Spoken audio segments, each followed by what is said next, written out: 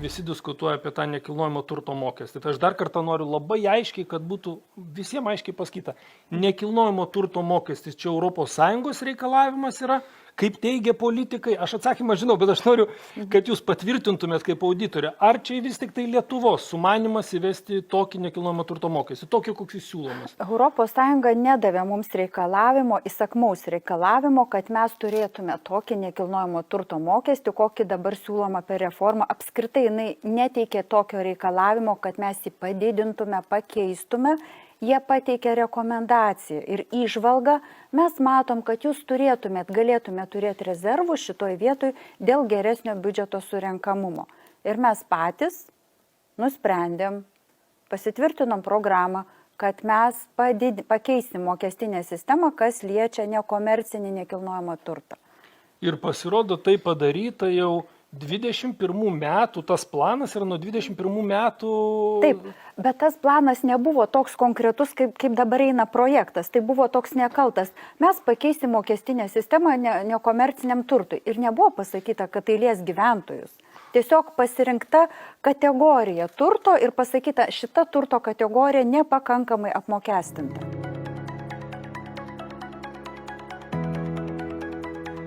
Jūsų nuomonė, nekilnojamo turto mokestis, jisai, kas man turbūt jautriausia šitoj situacijoje yra, nes aš turiu nekilnojamo turto, aš pajėgus esu susimokėti, ir jau moku nekilnojamo turto mokestį pagal tuos reguliavimus.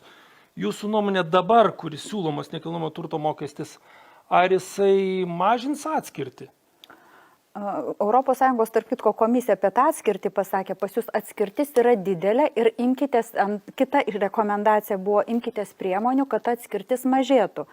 Tai dabar mūsų tas nekilnojamo turto mokestis, kuris uždedamas ir tiem atskirtyje esantiems asmenims, dėl kurių sakė ES, pasirūpinkit jais ir ne tik, kad net nedidinkit jiems mokesčių, bet pagalvokit apie išmokas tom asmenų grupėms. Vaikai, seneliai, pensininkai, ta žmonių kategorija, kuri yra atskirtyje ir kodėl jinai yra atskirtyje. Tai dabar tas nekilnojamo turto mokestis nebežiūrės į šeimą, ar tu turi 5 vaikus ar 2 vaikus, tavo nekilnojamo turto mokestis bus toks pats. Dabartinis mūsų įstatymas sako kitaip, pažiūriu šeimą, kiek pas tave vaikų, jeigu pas tave daug vaikų, tavo neapmokestinamas nekilnojamo turto mokesčių dydis yra ne 150 tūkstančių, o 200 tūkstančių.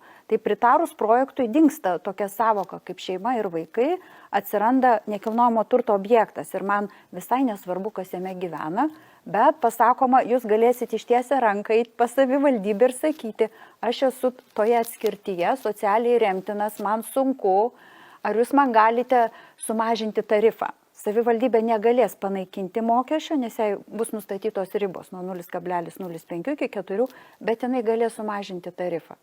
Dar jinai pensininkam galės nukelt mokėjimo terminą.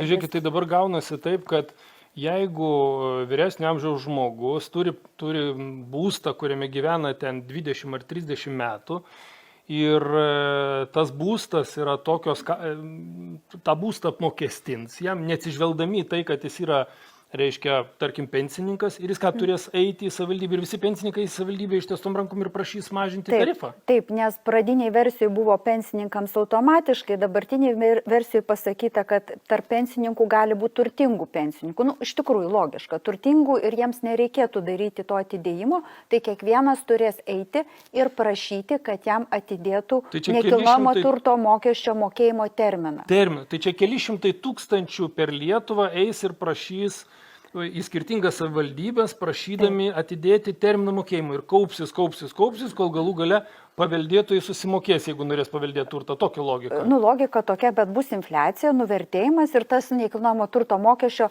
surinkimas bus iš tikrųjų mažas. O kame esmė? ES pasakė, jūs surenkat jo nedaug. Tai su tokia sistema, su tokiu projektu mes jo nesurinksime daugiau. Mes iš viso, jeigu nieko nekeistume, ko gero liktume su to pačiu įstatymu, koks yra dabar, tai mes tiek pat ir surinktume, mes daugiau nesurinksime. Tai mes kaip ir neįvykdome savo pažado.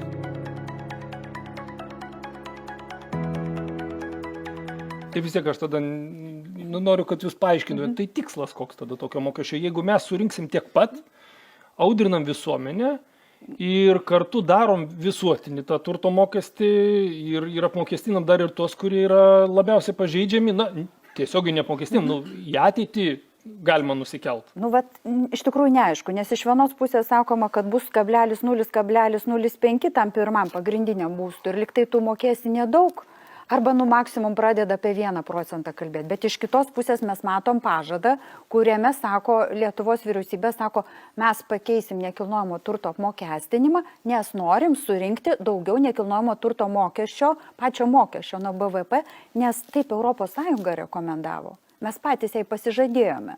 Ir jeigu mes neįvykdysim to pažado, mes negausim finansavimo. Tai automatiškai savivaldybės yra kaip ir gaunasi įvarytos į kampą.